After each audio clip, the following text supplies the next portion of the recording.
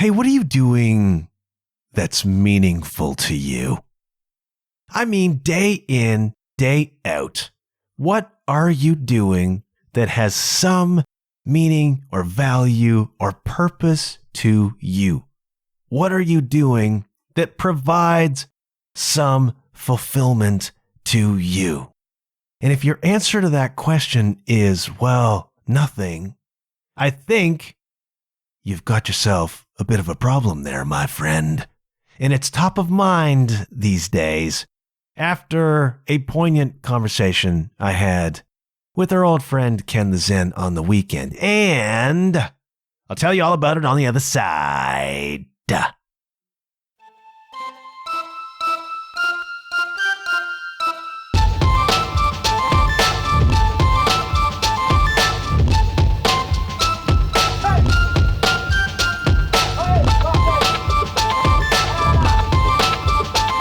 Hello, you're listening to the John Huff Podcast.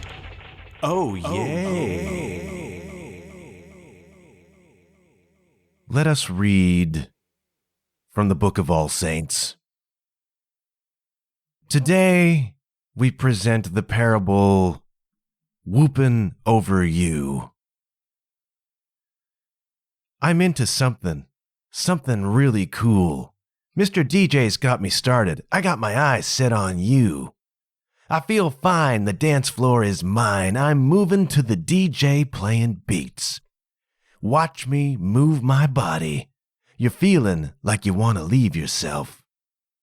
I got my boots on, I'm feeling mighty strong as I ride all up on you. Baby, bring it on. How you digging that? You like my cowboy hat? I dance like a kitty cat. Hey y'all, this beat's fat. Wanna come along for the ride? 'Cause I know that it's good, love. You got me whooping over you. If you wanna let me drive, it's all right, 'cause it's good, love. You got me whooping over you. Let me tell you something. You know you got me whooping over you. You got me whooping. You got me whooping over you. I'm completely different, a funk diva on the floor. I'm not quite like the other girls. Now I want you even more. Oh, you're bad to the bone. Is this where you want to be? Can you feel it in your feet? How you digging that? Do you like my cowboy hat? I dance like a kitty cat. Hey y'all, this beat's fat. Fast forward, fast forward, fast forward. Say what? Say what? Nah, nah, now. Say what? Say what? Nah, nah, now. Say what? Say what? Say what? Nah, nah, now. Say what? Say what? Nah, nah, now. I got my boots on. I'm feeling mighty strong. As I ride all up on you, baby, bring it on. How you digging that? Do you like my cowboy hat? I dance like a kitty cat. Hey y'all, this beat's fat. You know, you got me whooping over you. You got me whooping. You got me whooping over you. You got me whooping over you. You got me whooping. You got me whooping over you. Amen.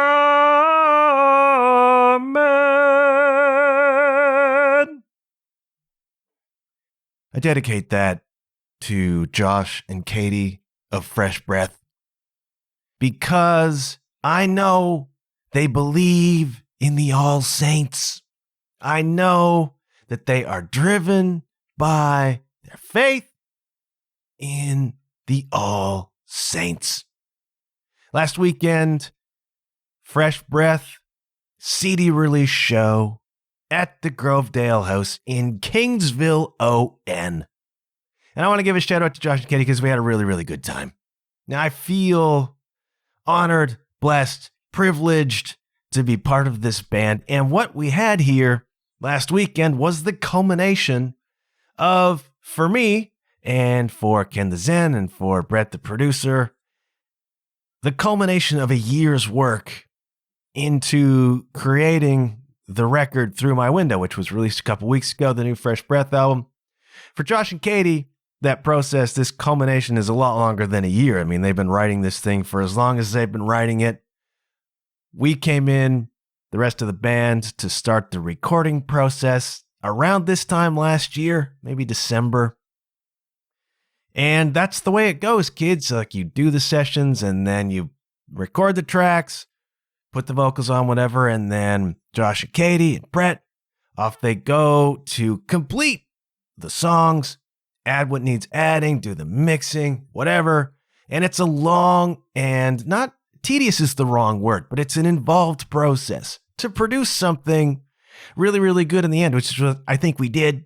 And I'm really proud of this record, and I'm so privileged to have played on it and to be a part of this band. This is the end. I call it a culmination because it was from zero to playing the release show was about a year for me. And that's it for the moment. We don't have anything else scheduled. Fresh Breath, the traditional Josh and Katie Fresh Breath, are going off to do their winter thing in the sunny south. Lots of gigs booked, going to do the thing. So the full band Fresh Breath thing has kind of culminated. For the moment, we'll be back. And for now, it's a time to reflect, I suppose. And the show was great. And we worked hard to make the show great. All right, that is not just learning the songs.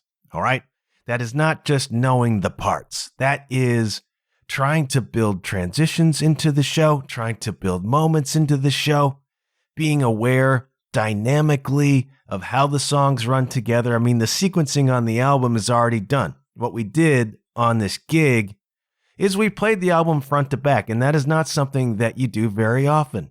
On a release show, okay, makes sense to do that. And then in subsequent shows, we probably won't do that again. We'll play some of the songs from the record, and we'll play from the growing Fresh Breath back catalog.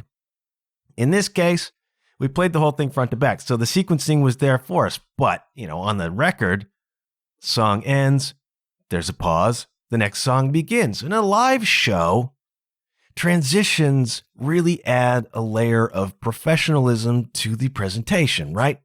And so in any band that I play with, any act that I play with, I like to spark that conversation about how are we going to weave the songs together in such a way that it is a show, it is a performance, and that the audience stays with you, and that we hold them, and we present this level of professionalism that comes with how you pull moments, songs together. Now, I like to bring that up. In most cases, I don't need to, because the other people I play with are hip to that too. Everybody in Fresh Breath is very experienced, very aware, thinks about this. And so it was just a discussion amongst all of us about the ways in which we run the songs together to present a show. And dynamically, it's so important. And there's so much dynamic on this album. Josh and Katie wrote some really, really wonderful songs. And they gave the rest of the band a lot of leeway, a lot of freedom to experiment with the parts. And I really appreciate that, because you don't always get that. I get that a lot of the time. But there are sometimes when you go into a session and it's like, we want this, this, and this. And then you deliver this, this, and this, and that's great. Generally speaking, though, people are very open to new ideas, to trying stuff. And so it was on this album. Some of the songs had been demoed. And so the general drum parts were kind of in line already. And I could play with that, or I could just mimic that, or whatever. But there was a lot of freedom in the studio to try stuff. And so we bring in a tune that doesn't have prearranged drum parts. I come in with some ideas. We try them. They work. They don't work. They don't come off quite the way I thought they would. Somebody else has an idea. We try that. We bounce it around. It was a very open and collaborative session. And you don't always get that. Josh and Katie could have been dictators about this, right? It's their songs. It's their freaking band. They could have told me exactly what to play, and I would have tried my best to do that. But one of the things I like about this band, one of the things I like about playing with these people is the sheer openness. We all come into this not with egos, but with a sense collectively of wanting to produce the best and most effective thing we can. And that's such a healthy way to do it. That's such a better way to ultimately produce a piece of art. There still has to be decisions made, right? And it falls to them to make those decisions. But the fact that they were open to our ideas and even our ideas on what they were doing, right? This is such a great environment to work in. Recording can be difficult, man. Recording is a lot of pressure. Can be. You're a drummer, you're going in, especially in circumstances where there aren't prearranged drum parts, and sometimes you're thinking on the fly, but you're trying to keep that on the click track you're recording to. The time, there's a lot of pressure. It can feel very isolated recording drums because in a sense it is isolated, right? You got your studio headphones on. You're very enclosed in your own space. You can't really hear a lot of what's going on. Otherwise, it's coming into your headphones to you, but there's a separation. Even if the other people are recording in the same with you, they're in the same room with you, there can be a separation. And with that separation, with that isolation, can come a sense of pressure. And then you can get in your own head very, very quickly about that. And then, as in the case of recording the bed tracks for the Fresh Breath record, we were down there for a couple of days. So it was a couple of days of very intense work. We had a lot of songs to get through. We had a lot of songs to work out. We had a lot of different things to try. And as a drummer, that demands quite a lot of mental focus and a lot of energy and a lot of effort. It was a really, really demanding session. And if you are in demanding sessions with people who are difficult to work with or don't know what they want, just know what they don't want, or are really demanding, it can be really, really, really difficult to produce good work out of a scenario like that. And sometimes you get into that because time is money, right? And some people are just difficult to work with. Josh and Katie, Ken Zen, Brett, me, we're not difficult to work with. That's the point. We come into this with a sense of collaboration, a sense of openness, a sense of having each other's back, a sense of understanding. We're all experienced players. We're all experienced in the studio. We understand the pressure that comes with being in that scenario. I mean, you're laying something down to be recorded. It's permanent. Ultimately, the final product will be permanent. And so you want to do it well and you want to do it right. And there was never any pressure put on each other throughout that whole process, which really, really helps. When you come in and you can feel like you're in a collaborative environment where people really are pulling for you and people want to do well, not for their own ego, but to serve the record, to produce a piece of art. It's really, really a demanding and challenging and fun process. I once wrote a blog post. You can still find it on my website, john-huff.com. And it was about this idea of your purpose in life. If you're not sure what it is, your purpose in life is that activity that will leave you exhausted and smiling.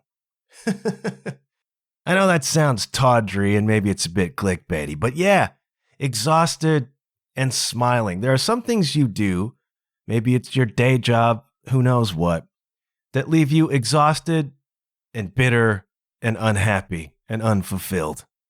That stuff is generally not your purpose, okay? If there's stuff going on in your life that leaves you just utterly bagged and feeling miserable about it, that's a problem, and maybe we'll talk about that in a minute. But if you find yourself at the end of an experience utterly exhausted but smiling, that tells you something very important about that activity. In the case of recording this album, after 2 days, I was spent. My hands didn't work anymore. They were just done, and mentally you begin to lose focus because so much energy has been expended, but it's been expended into something that feels so worth doing. And so it's easy to come to the end of something, 2 days of exhausting labor, and just feel like, I'm just beat. Why did I do that? What was the freaking point?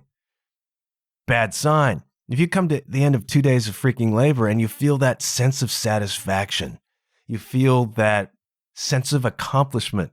You're proud of something. You just feel good, even though you're burned right out. That tells you that the energy investment was worth it for you. And if you find yourself investing your energy in things that are worth it for you, then you're starting to hit on what resonates. What is your purpose, man? What is your dharma? And so I walk away from those sessions with fresh breath, really spent, really tired physically, really tired mentally, but smiling. And the ultimate goal in life, I think what we all aspire to ultimately as people, is to spend our energy in pursuit of those things that leave us exhausted and smiling. I hadn't intended to go down this road today. I should have read that blog post before I did it to remember just what I said about it. But I think it came out of a similar experience. I think it had been another recording session, or might have been a tour. I don't remember which. But this whole notion of being utterly exhausted from having spent your energy in pursuit of something worthwhile is one of the great feelings. And it ties in beautifully because Ken Zen and I talked at length about this on the trip down to the show. You know, it was a 2.5-hour drive, 2.5-hour drive. We always get up to the chatting about the esoteric stuff, the spiritual stuff, the life stuff. And we both have had these periods of time when we have felt somewhat listless. And that is not anything rare for musicians in the COVID/post-COVID era. I mean, those of us pre-pandemic who were trying to pursue music full time suddenly had that utterly cut off. And many, many, many, many musicians came out of that pandemic no longer full-time musicians. They got day jobs. They had to pursue other things for financial reasons because that's life, man. You still have to live in the freaking world, right? And what it is you were dedicating your time to that was your passion, that felt like a dharma, was suddenly gone. And then you're putting this energy all of a sudden into a day job you didn't want out of obligation to make the money to live, because that's the world we live in right now. And it was so easy during that process to just lose your faith utterly in whatever your passion was. For us, it was music. Music was utterly gone, basically, for 2 solid years. And you had to pick up that slack for financial reasons with other stuff. And so it is in a lot of cases with musicians who were just working musicians, but were not full-timers. But it was gone. That piece of your life that was so valuable, that so inspired your passions, that so pulled the dharma out of you, was utterly gone. And that time had to be filled with something else. And there was a temptation towards bitterness. There was a temptation towards resentment.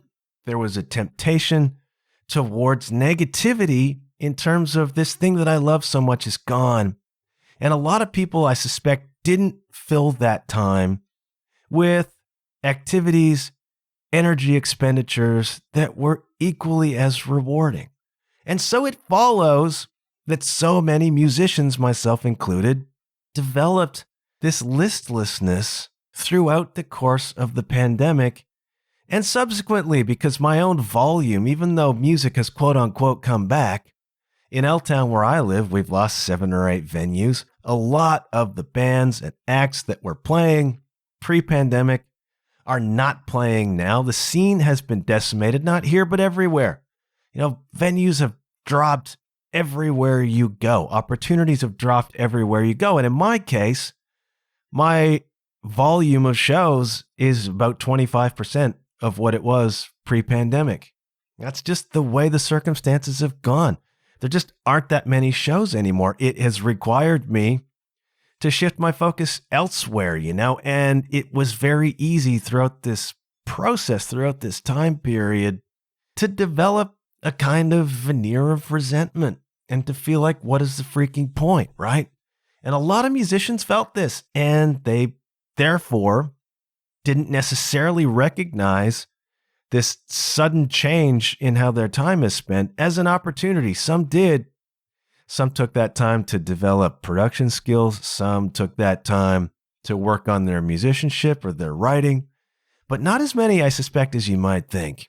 Like there was this sense that when music opened up again, every musician on the planet would just hit the ground running. They would burst out of the gates with all these new songs and tours, and there's going to be so many shows. I remember hearing this back in 2021. It's like when music opens up again, the clubs are going to be packed with people. Everybody's missed music so much. They're all going to be coming out to see the shows. It's going to be a freaking celebration. It's going to be a bonanza when music opens up again. And then music opened up again, and all those clubs that were supposed to be packed were gone. And those artists that were going to burst onto the scene with all these fabulous new records to go and play, in a lot of cases, I haven't seen a lot of that. Fresh Breath was writing, and thank God for that, because I got to be a part of it. But I didn't see this explosion of new material from people. And having played a lot of shows, a lot is relative. Having played a substantial amount of shows in the past couple years now, I'm not really seeing any great explosion of audiences either. So as a musician, throughout this time, it's very easy to become listless. And it's interesting because I think a lot of people didn't use that time so much to really indulge in the things that fire them, the things that light them up. I think people had to suddenly find different ways to make ends meet. That was incredibly stressful to go along with the sheer stress of the world during that time. And it created this listlessness. And so we talked about this because I definitely experienced it. I mean, I had my own fun times with anxiety, etc. I even shut down the podcast. Like I disappeared from view to try to get myself together, and I suppose that was pursuing something worthwhile, but it wasn't really a creative endeavor. I will say that. But what it comes down to, I think, this sense of drifting, this sense of listlessness, this sense of not really getting anything going that fires you anymore. I think it is a lack of mission. I think it is a lack of purpose. And what I've come to understand, lo these 50 years on the planet, is that if you're not working for something worthwhile, if you're not pursuing something worthwhile, you develop this listlessness in your life. And again, for musicians during the pandemic, this sense of mission, sense of purpose for a lot of them disappeared. And this sense of having anything to give yourself to disappeared. And I think a lot of the reason why a lot of them haven't come back is that it just got stamped out. It's like, what's the point? What is the point of dedicating myself to this art if there's no place to go and play it? Or if I have to make a living doing something else, I just don't have the bandwidth. I don't have the energy to put it into the art anymore. And then a lot of us suddenly were home on the weekends and liked it. And we were asking ourselves, why are we going out and playing 10 to 2 in some horrendous bar full of drunk people who aren't listening for our measly sum? It's like Ken and I have also talked about what the currency is now as a musician. It used to be, well, we do this. Hey, we love it. That's why we're in music to begin with. But from a practical perspective, we need to make money. We need to get paid on these gigs. This is our living, or in my case, I was trying to make it that.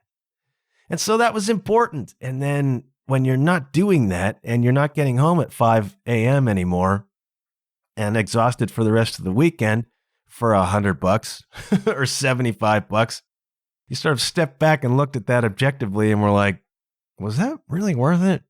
Was it worth it? And now, at least in those days, you could say, well, we're building towards something. We're working with an artist, we're working with a band, even just working on our own career, we're building at least towards something. And so this gig that took so much out of you didn't pay great. You could put that in the paying dues category, working towards something category. But then coming out of the pandemic, there was this overwhelming sense of there not really being much to work for. A lot of the artists didn't come back. A lot of the bands have not yet come back. And there's this sense that there's nothing to be sacrificed for now.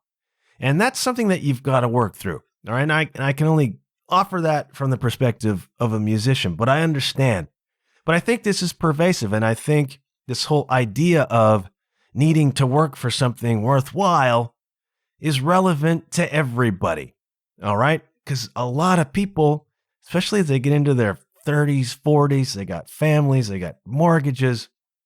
The system is set up such that money is what you need to pursue. It's like you have to, on a practical level, if you want to have even a basic, comfortable life, this has got to be the pursuit. This has got to be the priority. And as these responsibilities take over, in a lot of cases, people begin to drop the passions. And it does not mean you've got to follow your passions full time. That does not work out for everybody. But the problem is, in a lot of cases, and I have had this happen in my own life, they begin to not pursue any sort of passion or mission at all. And so you get up and you spend your day doing stuff that you're obligated to do because that's your responsibility as an adult, as a family, whatever. And that's totally fine. But you don't dedicate any of that time to something meaningful to you, or even something fun. And the longer this goes on, the less you are just fueled. The less passion there is in your life, the more resentment there is in your life. If you're one of the lucky few for whom your employment is a passion, thank your lucky freaking stars, man. Thank whatever deity you pray to for landing you in a place where you can spend your working life in pursuit of something meaningful to you, because meaning is what makes life worthwhile. And so many people have lost touch with that. And the way the world works has obligated so many people to just push that aside. And we're talking about this.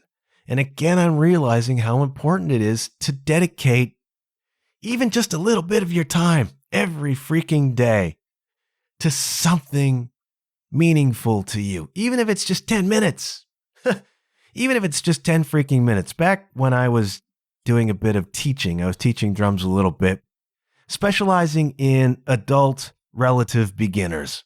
That seems to be my niche as a drum teacher. And the problem with being an adult taking up an instrument or taking up anything else is finding the time, right? And so I would say to people, just carve out 10 minutes a day to work on a couple of these drum exercises that we're going over, and to play a song or two, 10, 15 minutes. Can you chunk out that much time just in pursuit of something meaningful to you? And if you are an artist, if you are a songwriter, if you are a writer, if you are a painter, if you are a poet, if you are whatever, a seamstress, whatever it is that fires you, if you are not dedicating some portion of every day to the pursuit of that, then what is the point of life? This is what descends upon you. You get up, you do your work, you come home, you collapse, and then you go to bed and you sit and you're like, what was the point of that day?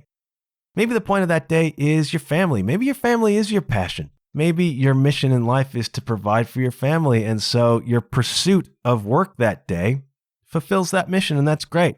I mean, you'll know if you are or are not pursuing a sense of mission, because you will feel this listlessness if you're not. You know, if you get home from the end of the day and you drop yourself into the couch and you're like, this sucks. This sucks. Then ask yourself, what mission have you pursued that day? What was in it that was worthwhile to you?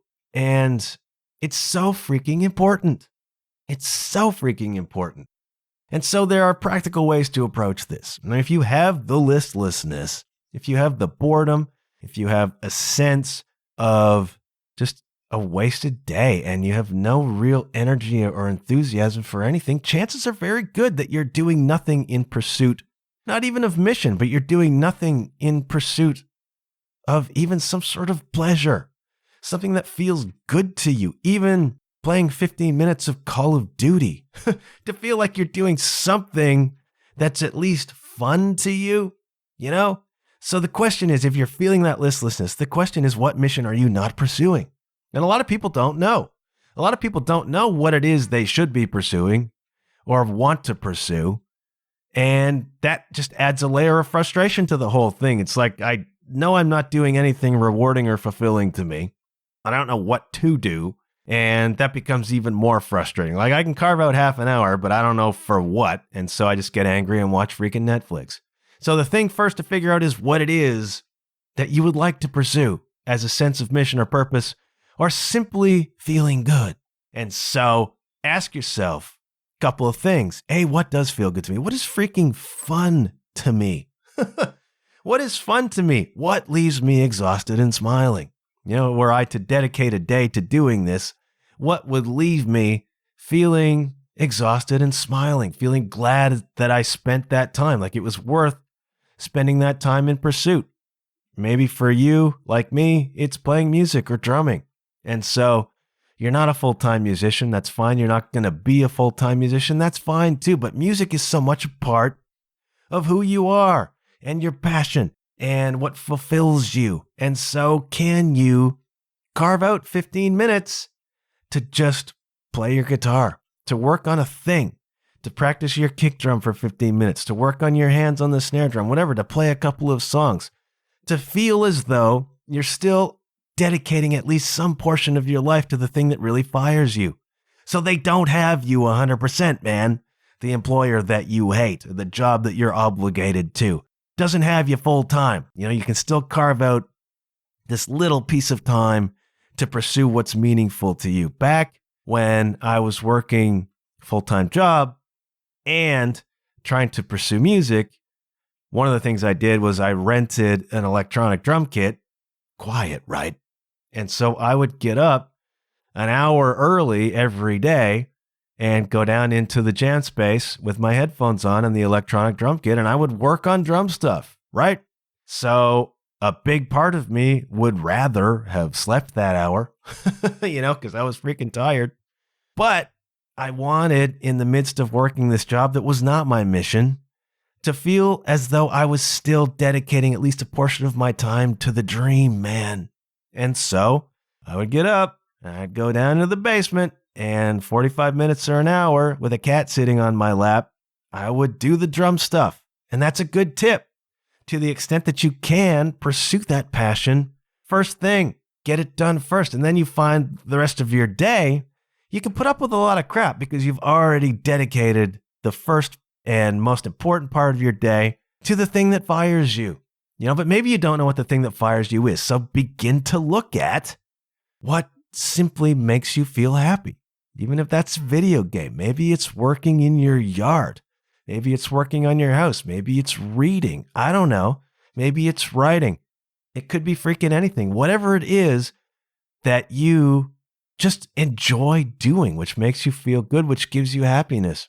And you can look into that and think, well, is there something in here that's vocational to me, or a passion, or something that I would like to get better at? You know, if you find that there's a thing you like to do that you want, maybe it's golf, I don't know, that you want to get better at, this is a real clue, because that gives you something to work towards. So I'm going to dedicate 15 minutes every day to working on my putting, because I don't have the hour or hour and a half to go to the driving range today, but I can work on my putting, or I can work on my swing in the backyard, or whatever.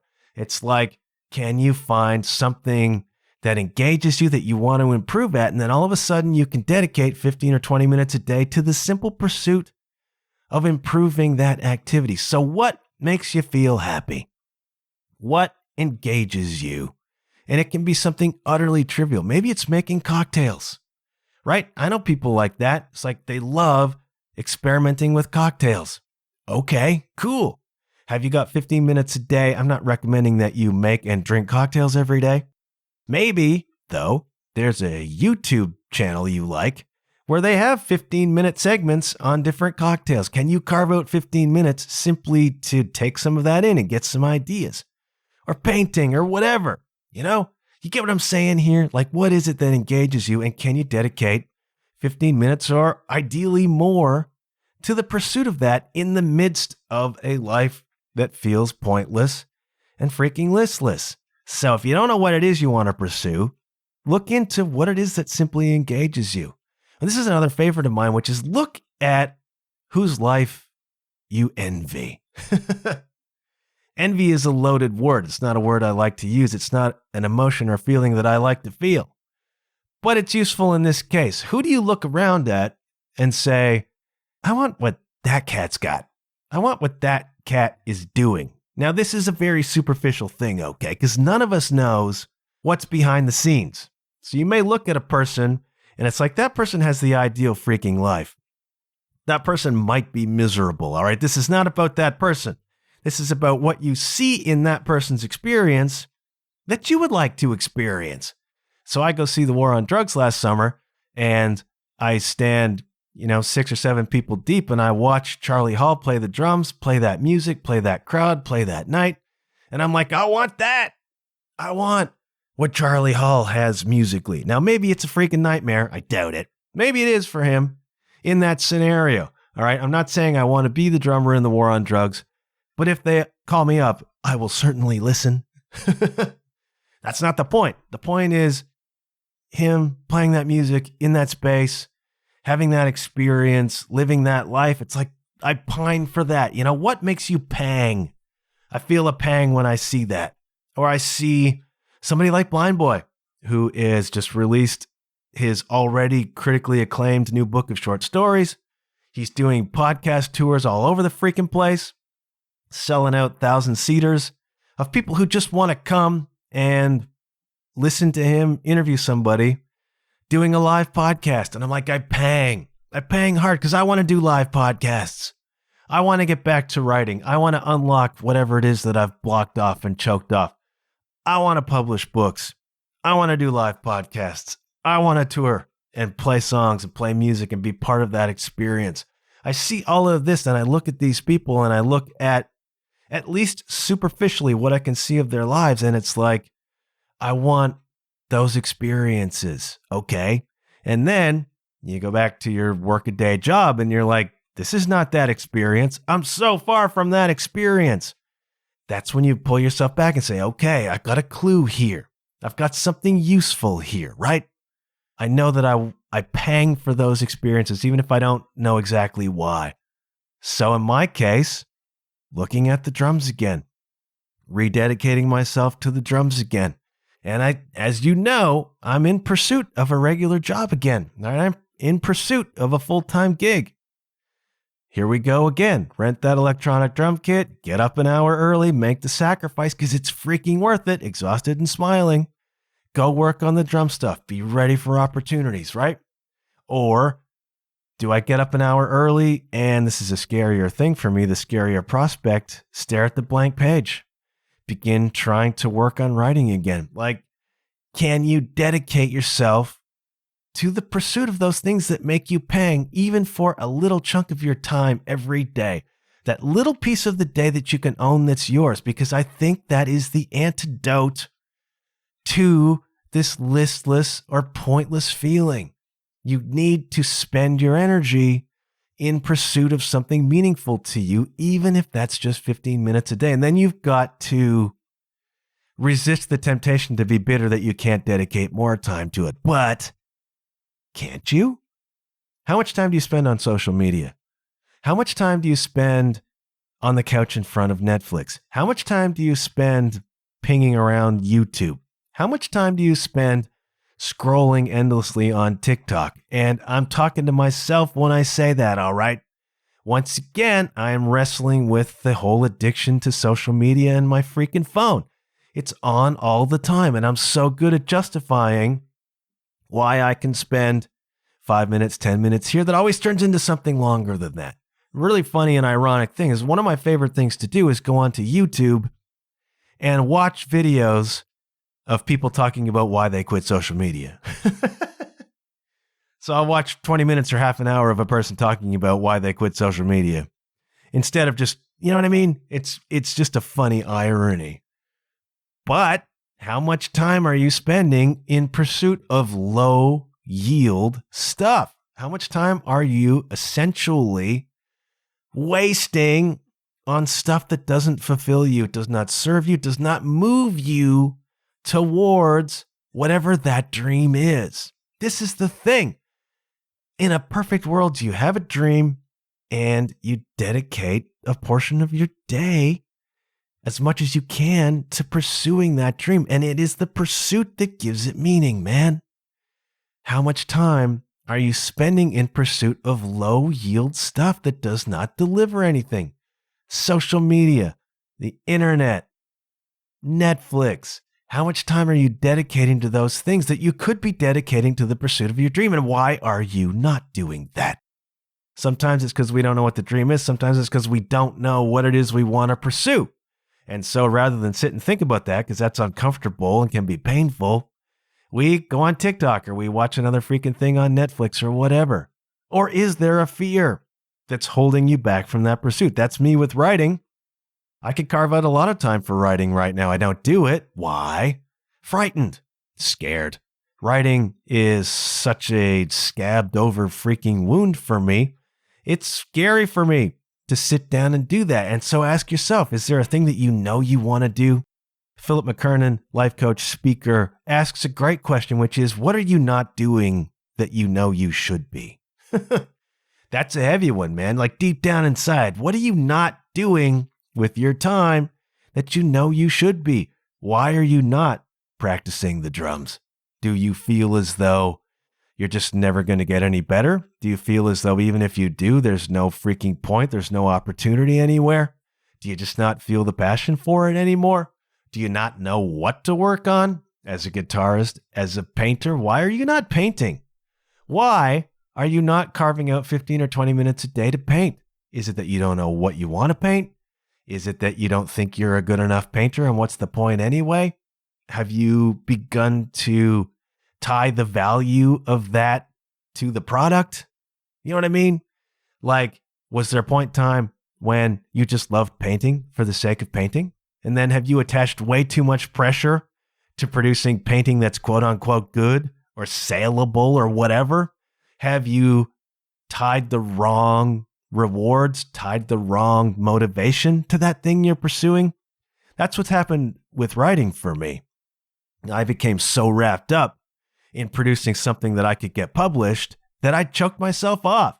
I became so wrapped up in the work needing to be at such and such a standard or appeal to such and such an audience that I, instead of working from the intrinsic motivation and value of just writing for the sake of it, I began to attach outcomes to it. I began to attach the value of it being what becomes of it after it's done. That's a dangerous game, man. Are you doing that? Is that what you're doing? Why are you not out tending to your yard right now? Do you just not feel that it is all that important? And if it isn't, okay, cool. Maybe that's not what gives you meaning or whatever in your life. It's like it's vital to look at why you are not making the time for this thing. Are you making excuses? It's like, oh, I would really like to be working on my drumming right now, but I just don't have the time. But do you not have the time? Or is there something else going on here? Or are you using these other things to mask the real truth of it, which is, I really wish I was pursuing qualifications in accounting, but that doesn't seem cool enough. And so it's whatever, you know what I mean? Look at the reasons why you're not. Be honest about the reasons why you're not making the time for the thing or the things that you know will fulfill you, will move you towards something, will move you towards some objective. Maybe it feels too far away. I sit back here and I'm like, okay, I'm never going to be X drummer or Y drummer. And so I'm never going to have those opportunities. So what's the point in pursuing working on my double strokes today? You know what I mean? Like, we separate the mundane tasks from the bigger objective, but that's not the point. The point is you're still holding on to that dream and you're sitting down to work on your double strokes as a way of pursuing that dream. Okay. And you, through this method, you just inject a little bit of purpose into your day and you maintain a hold on that dream. And that is the antidote, I think, to this feeling of pointlessness, this feeling of listlessness. And there's a lot of musicians in particular who have had to come to terms with music not being what it was anymore. And I think that sets you adrift. You were a full-time musician before the pandemic. You were working towards having a better career or better opportunities or playing bigger. And there was a sense that that was possible. There was a sense of maybe even a momentum working towards that. And then you wake up 2 years later, 2.5 years later, and that sense of momentum and sense of possibility is gone. And it leaves you not wanting to bother, not feeling like there's any point in bothering anymore with it. And this is the vital thing. It's important in this moment to get back to what brought you to it in the first place. When I first started playing drums as a teenager, I had rock star fantasies, but they were just fantasies, man. I just liked playing the drums. And I did so, for the most part, by myself with music in my head. I may have been imagining I was playing that music in stadiums, but it was just me enjoying playing the drums. Probably it was that way with you and playing the guitar or the bass or who knows, singing, whatever, writing poetry, drawing sketches in your book instead of listening in English class, which is what I did. Bad sketches, by the way. I am no visual artist. So a lot of musicians, I think, have had to rediscover the initial point of it all, which was just how good it felt. You know, if you can recapture that, maybe you can begin again to rededicate yourself to the scene and to playing and whatever, but sometimes you have to begin again at rock bottom, I suppose. I'm beginning to belabor this, but it was really an eye-opener to just begin to think about this feeling of pointlessness, this feeling of listlessness and where it comes from. And I really think it's to do with not spending at least a portion of your day in pursuit of something that feels meaningful, not having something to aspire to. And if you don't have that, and if you're not giving any of your energy to something that really matters to you, then you're going to run into this wall. You're going to run into this problem of feeling like everything is pointless. Like, I hate this job. I get paid and that puts a roof over my head. And there should be genuine gratitude for that, by the way. But it doesn't fire you, right? It doesn't fuel your freaking soul. And then the older you get, you realize you're getting older and time is not unlimited, man. So I urge you, kids, to begin again carving out even a little bit of time every day for the pursuit of your dreams, for the pursuit at least of what makes you feel good and gives life a sense of purpose and meaning to you, whatever that might be.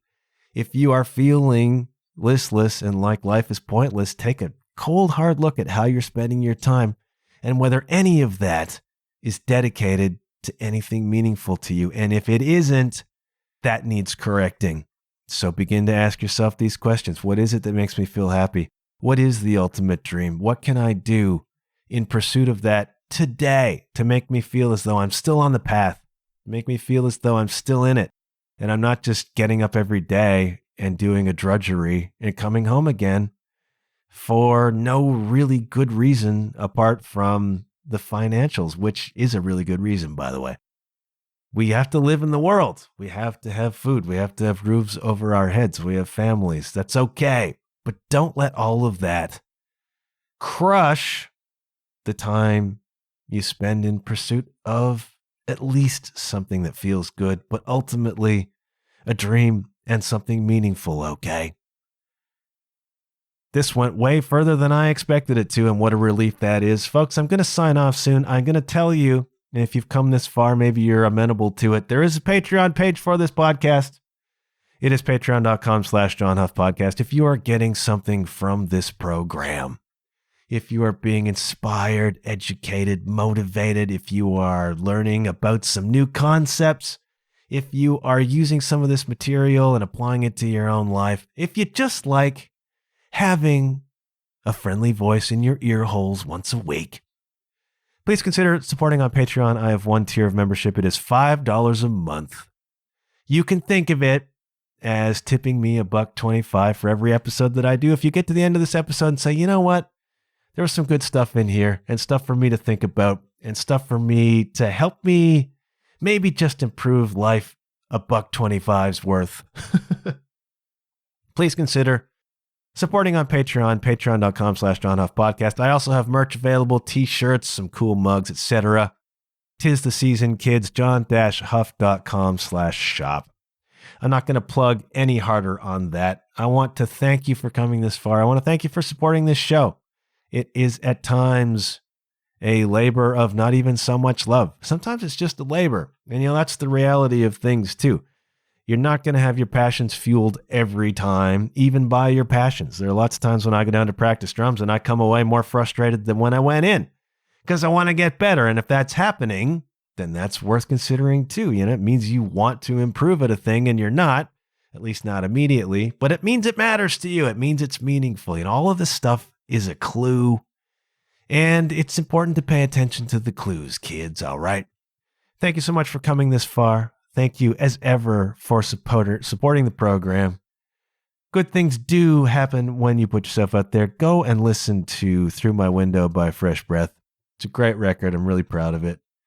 And I'm really humbled and honored to be a part of that band in the way that I am. So, God bless them.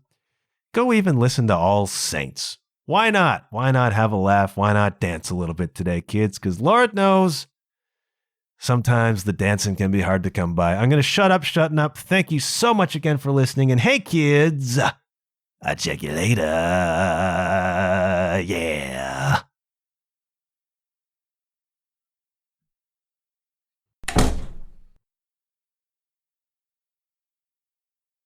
Wanna come along for the ride, 'cause I know that it's good love. You got me whooping over you.